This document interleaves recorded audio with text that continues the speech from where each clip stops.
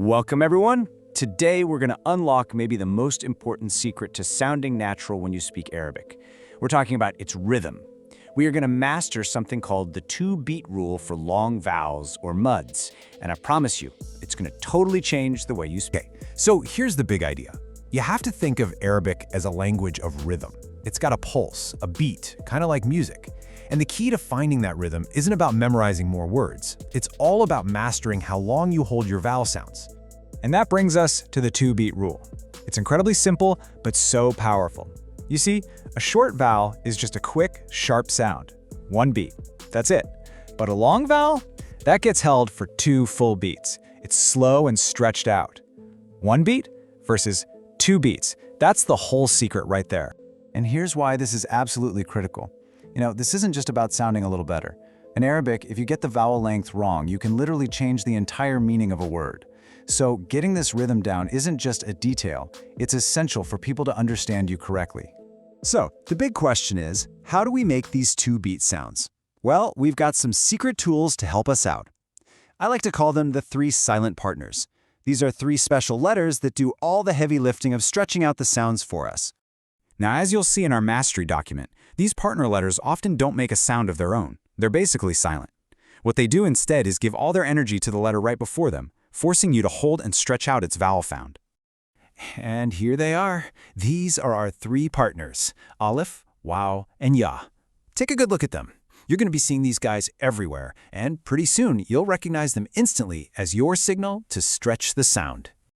This little chart shows you exactly how it works. See? Each short vowel has its own special partner.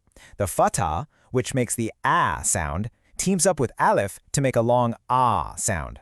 The dhamma, our oo sound, partners with waw to make oo.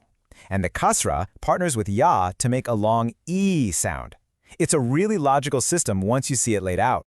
All right, enough with the theory. Let's actually put this into practice. We're going to start with the most common long vowel of all, that ah sound, which is created by the fatha and its partner, alif. Okay, listen really closely to the difference here. First, here's the short vowel, ba. It's quick, just one beat, ba. Now, watch what happens when we add its partner, the alif. The sound stretches out for two beats. It becomes ba. Can you hear that? It's not ba, it's ba. Here's the best way to physically feel this. Every single time you see one of these silent partners, I want you to imagine you're slowly pulling a rubber band. You stretch the sound out, out for two beats, and then you release it. Let's try that with a real word. Okay, our first practice word is Bābā. See how it has two long ah sounds? That means we're pulling that rubber band twice. Let's do it together nice and slow. Ready? Bābā. Again, really exaggerate. Bābā. You feel that two-beat rhythm? Perfect. Let's try another one. It's the exact same rhythm, just with a different letter. This is Māmā. Again, two long vowels, so two stretches. Let's do it. Ready? Māmā, Māmā. Excellent. That long stretched out ah sound is exactly what we're going for. Fantastic work. Now that you've got the ah sound down, I promise you the other two are a piece of cake. It's the exact same two-beat rule, we're just using a different partner and making a different shape with our mouth. So let's look at the oo sound. The short dhamma vowel sounds like this. Tu. It's quick. Tu. But when its partner, the waw, shows up, what do? We stretch the rubber band. It becomes tu. See the difference? Quick. Tu. Stretched. Tu. Now let's try these sounds in a couple of words. The first word you see here means berries. Listen for that stretch right in the middle. Tu. And the second word means elephant. Listen for the long E stretch. Fee. In both of those words, we pause and we hold that middle sound for two full counts. Tu. Fee. All right, you've practiced all three long vowels. You understand the two-beat rule. Now it's time to put it all together for our final challenge, the Kitāb rhythm test. So are you ready for this? This next word is the ultimate test because it's going to force you to switch from a fast one-beat sound to a slow two-beat sound all inside one word.